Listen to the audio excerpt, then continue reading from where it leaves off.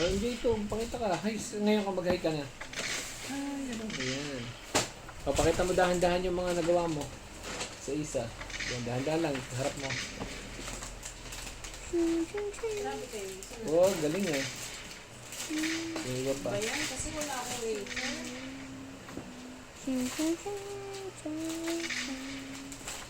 Napakisunod.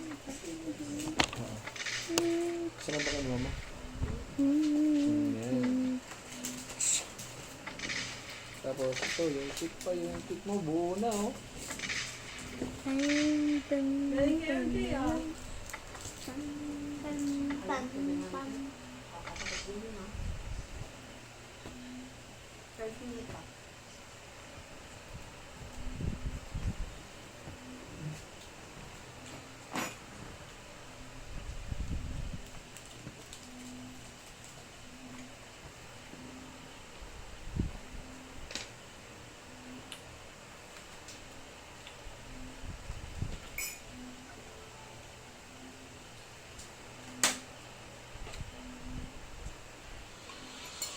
Miss Johnson, handa na po ang lahat. Handa na? Handa para saan? Papasukin niyo sila.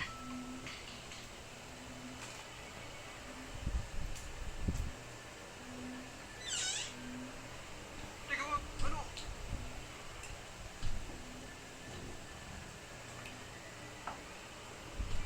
Master, kumain na po kayo.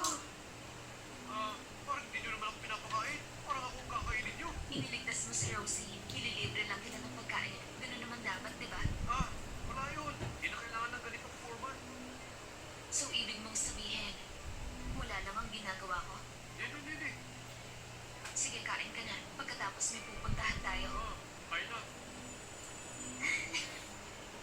Sige na nga. Master, tikman niyo to. Ayun po. Master, ito rin po. Ay, Master. Isa pa pong subo. Masarap ka? Dagdagan mo pa. Kailangan nyo ko. Tikman niyo to. Master, ito to. Hindi ba gusto ka namang nila?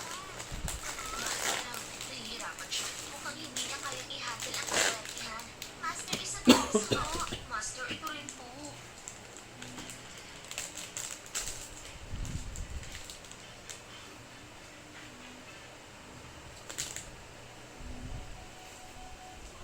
Ano po? Mamimili tayo ng damit. Para sa akin? Tauhan na kita ngayon. Hindi pwedeng mapahiya mo ako.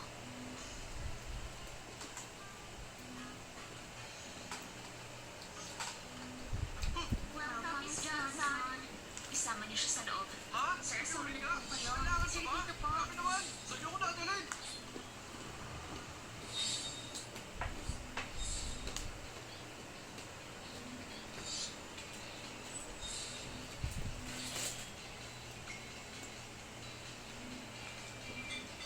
Bakit?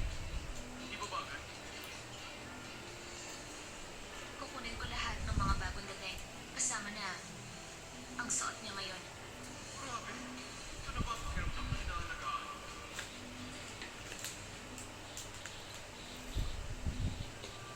Resibo po, Miss Johnson. Nandito po lahat ng expense records ngayong araw.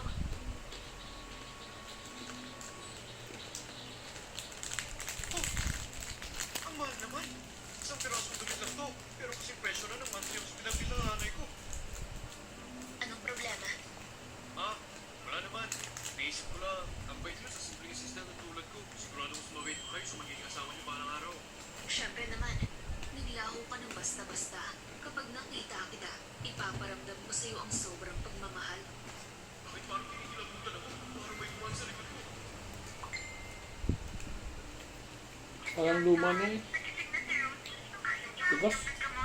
Tapos hinahanap niya ang tatay niya. Sige, babalik ako agad. Miss Johnson, hindi ba may mag-family mamaya nga po? Ipapagpaliban ko muna. Nagkasakit si Rosie. Kailangan niyang uminom ng gamot. Dapat bago mag-alas 12. Paano po? Ako na lang pumunta sa ospital. Nagkausapin si Miss Rosie. Ikaw? Lumaki ako sa ambunan. Alam ko kung paano makisama sa mga bata. Sanay ako ron. At sa lahat ng taon na to, ako ang nag-aalaga sa nanay ko. Ang alagaan si Miss Rosie, hindi na mahirap para sa amin. Kapag napainom mo si Rosie ng gamot ng maayos, dodoblehin ko ang sahod mo ngayong buwan. Ah, salamat Miss Johnson. Sisiguraduhin ko magagawa ko ito. Hindi masarap pa? Sarap, masarap. Ang problema ng tigas. Hello? Miss Johnson, naghihintay na pa ang mga shareholders. Sige, babalik ako agad sa group. Mauna na ako. Parang nagkataon ng ganito. Baka sumabalik pa talaga ako. Pa, Oh. huwag mo tingnan ha. Sige. Surprise to. 1109. 1109. Magpakabait ka, Miss Rosie. Kailangan mong uminom ng gamot ngayon. Ayoko. Gusto ko si Danny. Gusto ko si Danny. Matagal nang hinahanap ni Miss Johnson ang tatay mo. Naniniwala ako, Miss Rosie, na makikita mo rin ang daddy mo. Sa lalong madaling panahon. Dadating ba si daddy ngayon para makita ako?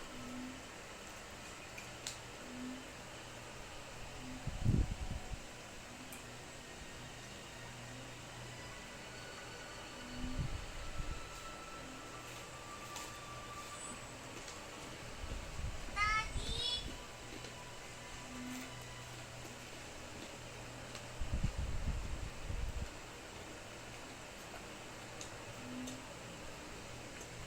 Daddy! Rosie! Master Johnson, ano ginagawa mo dito? Siyempre, dinalo ko si Rosie. Hindi naging madali ang makapasok ko sa kami, Johnson. Kaya kailangan ko sumantalayin lang ng unahan para masigurado ang posisyon ko. Hindi ikaw ang daddy ko. Alis! Umalis ka! Masabay, kapag pinakasalan mo ang nanay, mawawala ka ng kuya. Rosie, huwag makakit ka. Ngayong ginawa na ako ng pamilya Johnson. Sigurado makakasalan mo ang nanay mo. Pero huwag ka mag-alala. Bakit hindi kita tunay na anak? Alagaan pa rin kita ng maayos. Ayoko sa'yo. Masama kang tao. Gusto mong agawin ang mami ko sa daddy ko. Hindi ko inaagaw ang mami ko sa daddy mo. Ang daddy ko, ang umayaw sa inyong dalawa.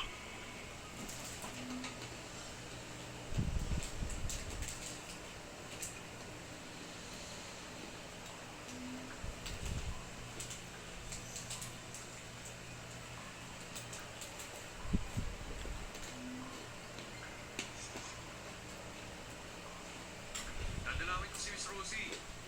Ha? Ayon kay Master Johnson, hindi pwedeng pumasok ang walang paintulot.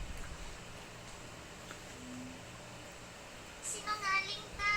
Hindi ako kayang iwan ng daddy ko at ni mami. Oh, talagang mahal kayo ng tatay mo.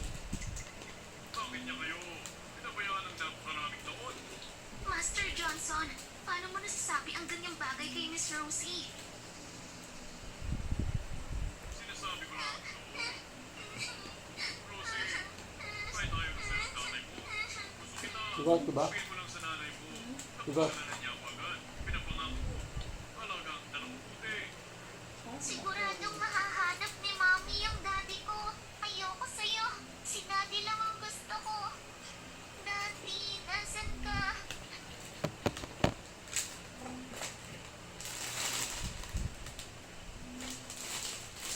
Matigas pa yung talaga niya. Tigas. Sobra.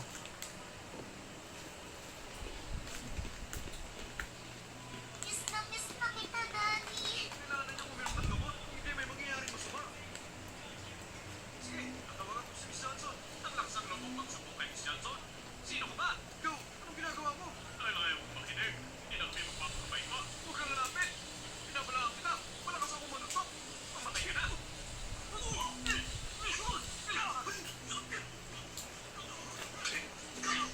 Mamatay ka na.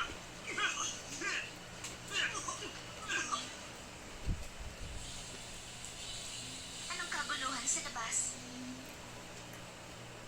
Ginawa namin siya ng leksyon, pero ayaw pa rin niya umalis. Pinipilit niya makita sa Miss Rosie. Hindi ko akalain mapapasin ako sa ganito. Mga amo sa pamilya Johnson para sa madaling buhay. Tinoko niya muna yung matanda. Pero naman, yung batang target niya. Hindi ganyan si Noah. Ang masamang tao, hindi nakasunod sa mukha. Ano yan, be? Ang gawa na? Rosie, Parang ganun. kahit wala ako, mahalapan ka pa rin ang Hindi ko nakita. Ayoko ng stepfather. Si Daddy ang gusto ko. Gusto mo Yung ginagawa niya ko doon. Wait. Parang tuwa pa ganyan. Okay. Tawag mo daw tingnan. Ah, wait lang! Mali Mali, pala may mali naman eh. Ito pala yung... Okay, understand. Sorry. Last na. Last? So, dapat ito sa palito eh. Magkano ba yun? Kasi Ba, maganda naman.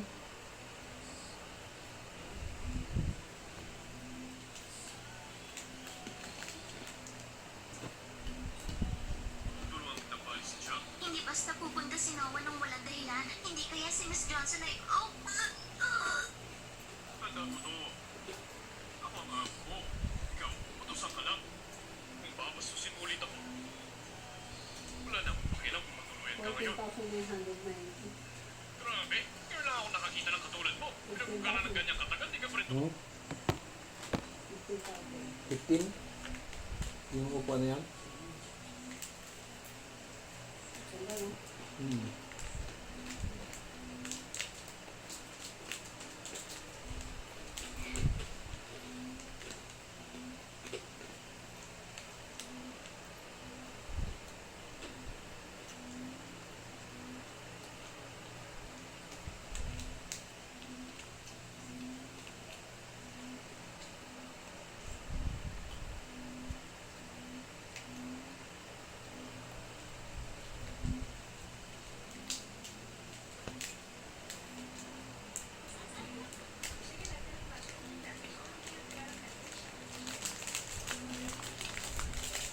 Grabe.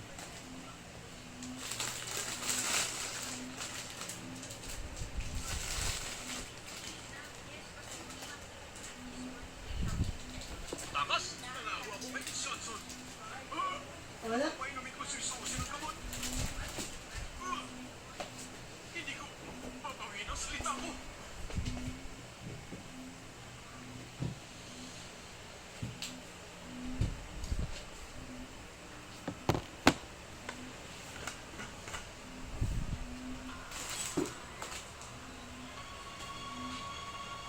Miss Rosie.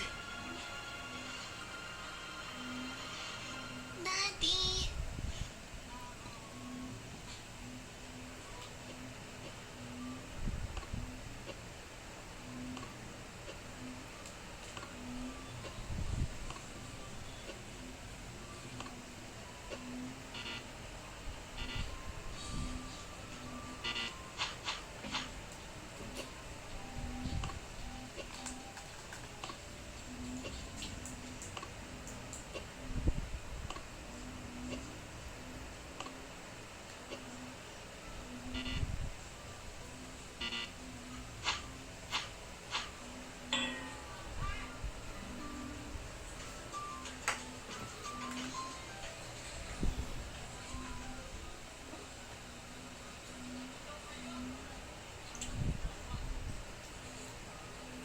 Saan yung anak ko pa ang tahimikan?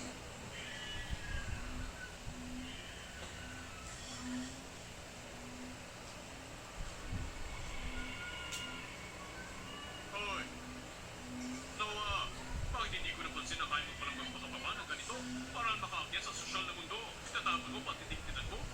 Nandito lang ako para kumbinsin si Miss Rosie na uminom ng gamot. Wala akong oras sa mga kalokohan mo. Huwag kang magpanggap na ang linis mo. Alam na alam kung ano ang tumatakbo sa isip mo. Ang pamilya Johnson ay isa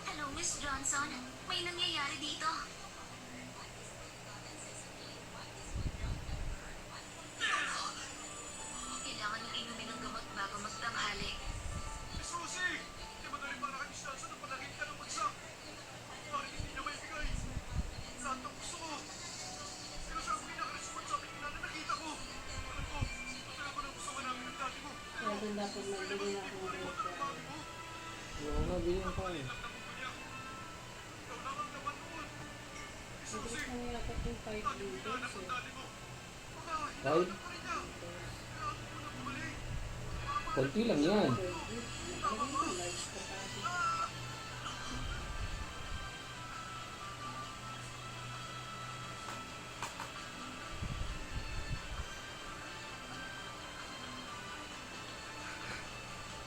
Tama siya. Magpapagaling ako. Ayoko mag-alala si Mommy at Daddy. Isang bumunok ba yun? Gusto kong maging malusog at maghintay kasama si Mommy sa pagbalik ni Daddy. Pagbalik ni Daddy.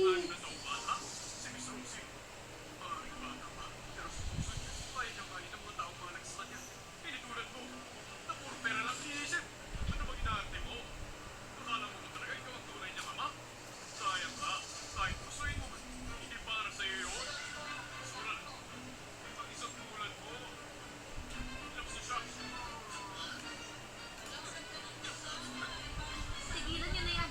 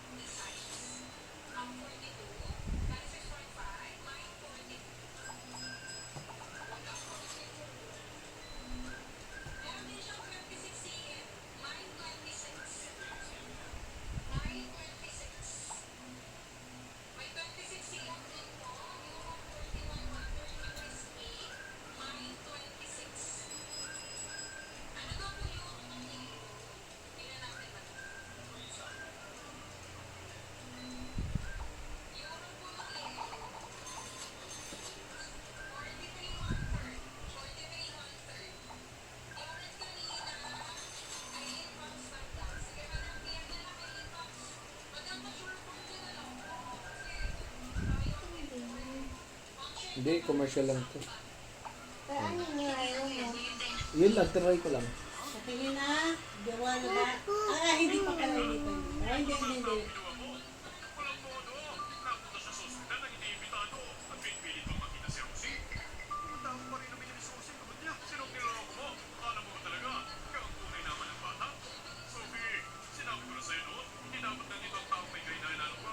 Iniligtas ni Noah ang buhay ni Rosie at siya.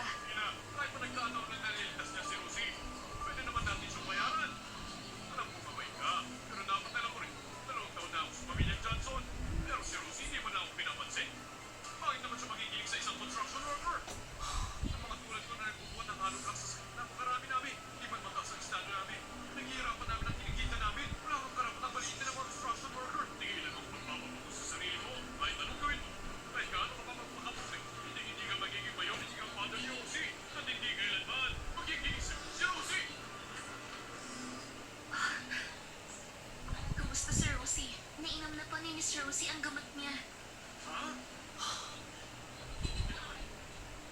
Assistant Walker, maraming salamat. Si Miss Rosie, nakinig talaga sa'yo. Kung hindi dahil sa'yo ngayon, si Miss Rosie, hindi iinom ngayon ang gamot ng pusa. Miss Johnson, tama ang pangusga mo sa kanya.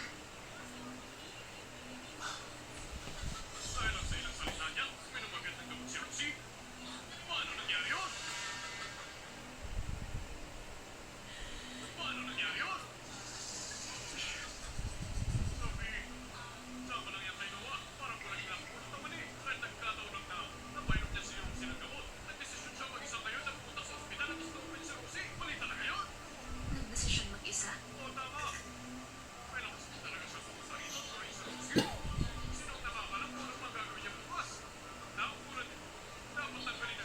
Ako ang nag-utos kay Noah na pumunta ng ospital para makita si Rosie.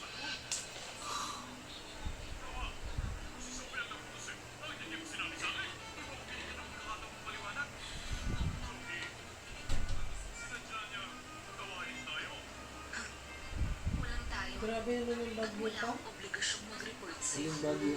Ayun, bagyo. Bagyo. Wala nang tindi na.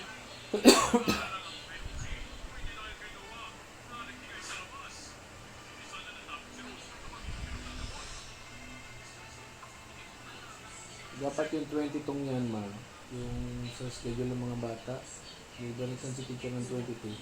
Request mo kaya sa 22, 21 na lang para magkasunod na ang tawag dito? Magkasunod na araw na walang pasok, hindi yung papat lang. So, Baka naman pa pwede kang mag-ano doon, mag-reply ka kay teacher. hindi si teacher yung sa... Hindi, parang may recommend niya doon. So, sinabi na yun sa GC eh. Ewan ko pa ano, Chat mo sa Angelica. si Angelica. Wala naman nagsabi yun. Kunin niyo ang CCTV footage na yun. Apo.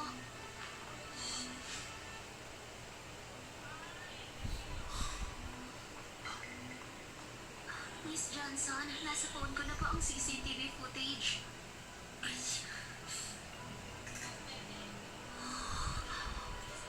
Grabe ang pagkakabugbog kay Assistant Walker, pero hindi siya umimik kahit isang beses dahil ayaw niya magising si Miss Rosie.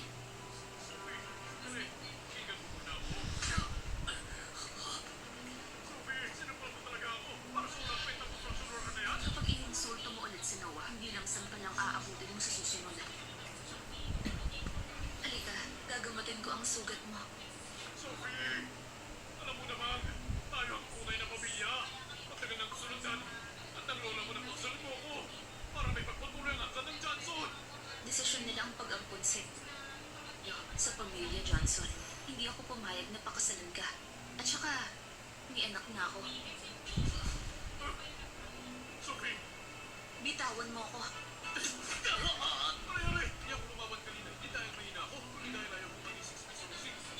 Miss Johnson, babalik mo kamay ko. Ay. Simula ngayon, si Henry at kahit sinong aso bawal na lumapit kay Rosie. Opo, ma'am.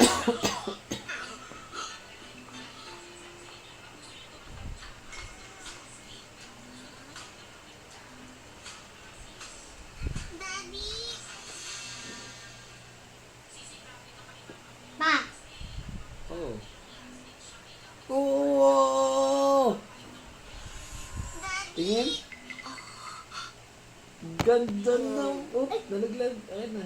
Hindi, kaya dyan na lang kasi hindi naman niya kailangan kasi iko-control niya yung robot to. Ah, okay. Tingin.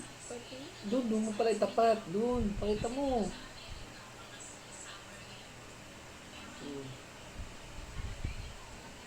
Yes, yes, yes, yes.